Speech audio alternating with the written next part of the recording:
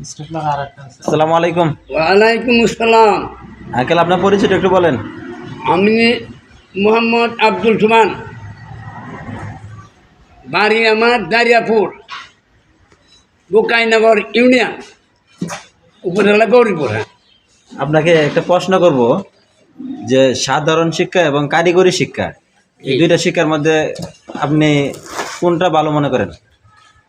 আমি সবথেকে ভালো মনে করি কারিগরি শিক্ষা, যেহেতু এখন বর্তমানে কোনো পোলাপান চাকরি পাইতেছে না এবং লেখাপড়া করে মা বাপের বাসা নিয়ে লিখে, কিন্তু শেষ পর্যন্ত নিজেই বাঁচতে পারে না।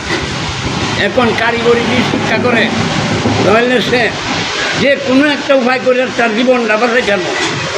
এই কারণে আমি কারিগরি বিদ্যাকে খুব পছন্দ করি এবং খুব সমর্থন করি। এই মনে করি আপনি আপনার নাতিকে কারিগরি শিক্ষায় ভর্তি করতে চাইতেছেন, এটা আপনি কি মনে করে এই নিয়ত করলেন?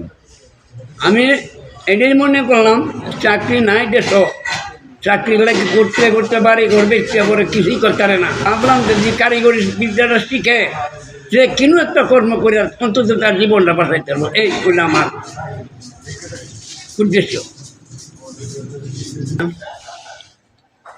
আমি এই কলেজে প্রথম ছাত্র, সর্বপ্রথম ছাত্র আমি। আমার নাতিরে খুশি হলে আমি এখানে তাদের হাতে বা সেই কলেজে ভর্তি করার উদ্দেশ্য হলো আমার নাতি একটা কিছু কর্ম করে সে জীবন বাঁচাইতে পারবে, চাকরির পিছনে তার ঘুরতে হবে না, চাকরি তার পিছনে করবে, এই আশায়।